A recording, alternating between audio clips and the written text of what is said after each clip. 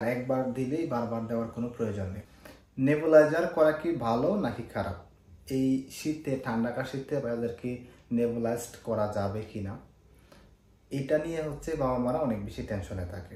আজকে এই ভিডিওতে আপনাদের অনেকগুলো প্রশ্নের উত্তর দিব, সাথে কোন বয়সে বাচ্চাদেরকে নেবুলাইজ করা যাবে, কতদিন পর্যন্ত করা যাবে, একবার নেবুলাইজ দিলে কি বারবার দেওয়া লাগবে কিনা, নেবুলাইজ দেওয়ার প্রক্রিয়া কি, নেবুলাইজ করলে কি কোনো ক্ষতি হবে কিনা, বা একবার দিলে কি আবার দ্বিতীয়বার দেওয়ার প্রয়োজন হবে কিনা।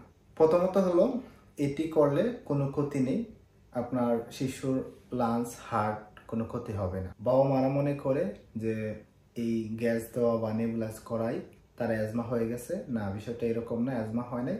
নেবুলাইজেশন মূলত নিউমোনিয়া, অ্যাজমা, লোয়ার আপার আরটিআই এই ধরনের ইনফেকশনের ক্ষেত্রে দেওয়া হয়ে থাকে। প্রথমত ডাক্তারের পরামর্শ ছাড়া এই সর্দি কাশিতে আপনার অ্যান্টিবায়োটিক না শুরু করে চেষ্টা করবেন এই নেবুলাইজটা ব্যবহার করার জন্য। এই নেবুলাইজ মূলত আমাদের কিভাবে কাজ করে? নেবুলাইজটা মূলত সালবুটামল দিয়ে দেওয়া হয়।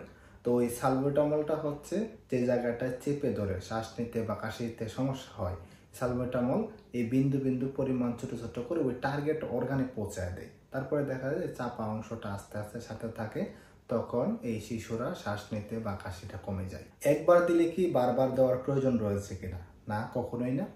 একবার দেওয়ার পরে বা দুইবার দেওয়ার পরে পরবর্তী যদি প্রয়োজন না হয়, তাহলে বারবার নেবুলাইজ করার কোনো প্রয়োজন হবে না। হার্টের কোনো ক্ষতি হবে কিনা? না, হার্টের কোনো ক্ষতি হবে না। মূলত লাংসটাকে ক্লিয়ার রাখবে এবং আমাদের গলা থেকে শুরু করে এই ট্রাকিয়াগুলাকে শ্বাস প্রশ্বাস নিতে সাহায্য করবে। যখন বাচ্চা ঠান্ডা কাশি হবে, শ্বাস নিতে কষ্ট হবে, কাশিটা অনেক বেশি হবে, প্রথমত আপনি অ্যান্টিবায়োটিক শুরু করবেন না। অ্যান্টিবায়োটিক না শুরু করে আপনি বাসায় নেবুলাইজ করতে পারেন। প্রয়োজন হলে অবশ্যই অ্যান্টিবায়োটিক শুরু করবেন, সেটা ডক্টরের পরামর্শ নিয়ে। নেবুলাইজেশন মূলত ঘন ঘন দিলে কোনো ক্ষতি হবে না, যখন প্রয়োজন তখন আপনি দিতে পারেন। অনেকেই মনে করে অ্যান্টিবায়োটিক খাওয়াই ফেলবো, কেন বারবার এই গ্যাস দিব, গ্যাস দেওয়া বিরক্ত, বাচ্চারা কান্নাকাটি করে, বা বলে যে একবার গ্যাস দিলে বারবার দিতে হয়, হার্ট, লাংস এগুলোর ক্ষতি হবে, বিভিন্ন ধরনের কথা বলে থাকে। এ ধরনের কোনো সমস্যা হবে না। আপনি শুরুতে এই অ্যান্টিবায়োটিক না খেয়ে আপনি চেষ্টা করবেন এই নেবুলাইজের মাধ্যমে বাচ্চাকে সুস্থ রাখার জন্য। প্রয়োজন হলে অবশ্যই ডক্টরের পরামর্শ নেবেন। আর একবার দিলেই বারবার দেওয়ার কোনো প্রয়োজন নেই। এটা আপনার জন্মের পর থেকে দিতে পারেন, তবে এটা ডোজ মেনে দিতে হবে।